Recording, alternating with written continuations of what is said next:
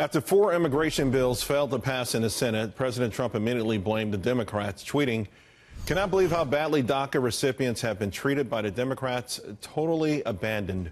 Republicans still working hard." But Senator Lindsey Graham is warning the president that he will be at fault if immigration reform fails. Watch. To the administration, if you continue this attack on everything and everybody and make it a political exercise, we're doomed to fail. And it is President Trump's presidency that will be the biggest loser.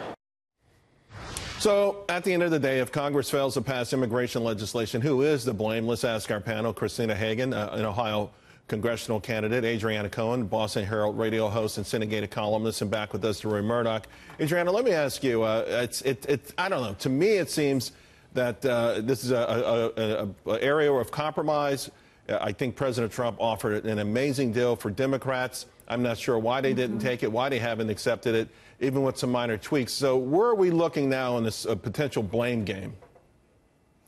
Well, there's no doubt about it that President Trump did offer a great deal. He offered the ability for over 1 million dreamers to stay in this country and have a pathway to citizenship. This is what they want, and President Trump is willing to give it to them in exchange for some border security and ending chain migration. This is a no-brainer, and I cannot believe that the Democrats would not support this, because as you know, Charles, so many Democrats in that Gang of 8 bill in 2013, they supported border security. They supported extending the border fencing by doubling it. They supported E-Verify. They supported ending the lottery system. So they already support the things that President Trump wants, but because it's him, right, they don't want to give him a win. So it's all political, and they're throwing all these dreamers under the bus because of it. Christina, there's no doubt if there is no deal by the time the midterm elections come around, it's going to be a central issue. What are you telling potential voters? Absolutely. So this continues to be the reason why Washington is broken. This illegal immigration issue is symbolic of how they fail to act, regardless of how reasonable the compromise is that's put in front of them. And because we keep having this illegal immigration issue, we're unable to act on all of the other issues that matter to Americans, like the $23 trillion in debt, the fact that our veterans have not received the appropriate services that they need, the fact that we've not been able to have appropriate regulatory reform. We need people in Washington, D.C. who are going to act quickly with mandatory E-Verify. They're going to work hard to end chain migration. They're going to do all of the common sense things that are necessary, like building the border wall, to ensure that we address these issues so we can move forward and combat things like the opioid crisis in Ohio. Deroy, immigration, big topic, of course. It gets merged, right? The left likes to merge legal immigration with illegal immigration, obviously two distinct different things, but we're talking about a path to citizenship that should have been the ultimate sweetener here. Yeah, you think it would have been, and the original deal over which the Democrats shut down the government would have been just the 700,000 or so DACA recipients. President Trump went further and said, we'll do 1.8 million. And the response to that was that this was trying to make America white again. And this is a racist proposal when he almost tripled the number of people who would have benefited from this. I think I like the idea that John Thune has offered, which is you extend DACA for 3 years in exchange for 3 years of wall funding. And perhaps once the wall is finished, then the DACA recipients will be put on a path to citizenship. Of course, going to the very back of the line, so nobody who's in the line now would be cut off.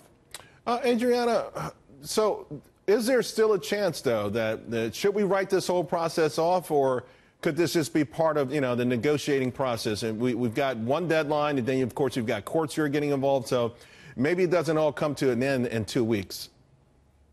That's right. So the March date now is moot because of these 2 judges that have filed injunctions.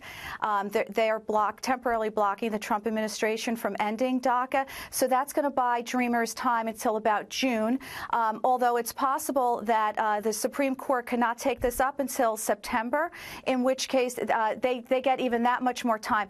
But it's very possible that the Supreme Court could find DACA unconstitutional, in which case they overturn the Ninth Circuit, Court of Appeals, which would be put Democrats in a much weaker position to negotiate because they've lost their leverage.